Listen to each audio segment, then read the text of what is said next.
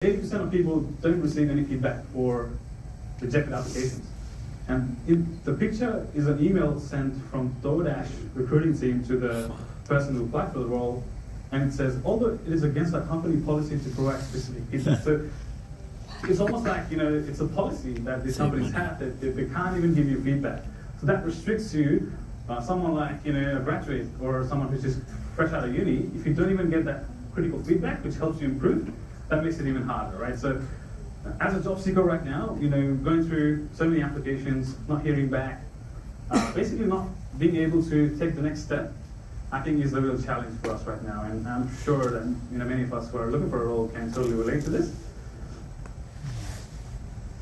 The chart at the right is basically the confidence of job seekers in the market, right? And that's rapidly going down as well. So we're less and less confident in terms of applying for a role and ensuring that, feeling that, okay, we're going to hear back from this role, or we'll even get a chance to, compete for the role. So it's really, really hard right now.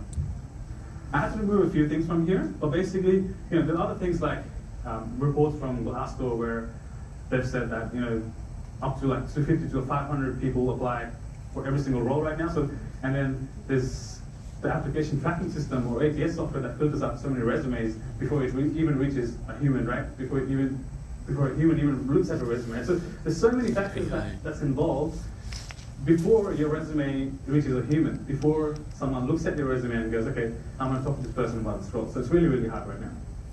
Having said that though, what can we do to think about this differently, right? We can't just be like, okay, it's really hard, there's so many people who are more experienced than me, so I'm not going to compete. Is that what you do?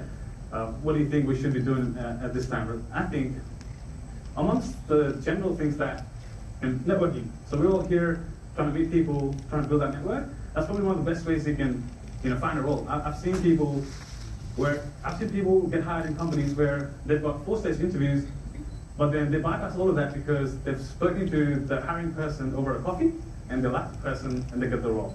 So there's different ways you can approach it. Networking being one of the best ways. Personal branding, writing blogs, building projects. Someone was talking to me about building an AI project so they can find a better role just then during our break. And that's a perfect idea to showcase your work, right? Building something cool and being able to showcase that. And that differentiates you from other people because not everyone's building projects. And not everyone's putting all the hard work to build a project to showcase your work. And something else like coming to a stage like this and presenting, getting out of your public speaking fear and getting out there and showing that you're capable. All of these things definitely help. But one other thing that we can do is target future growth trends, right?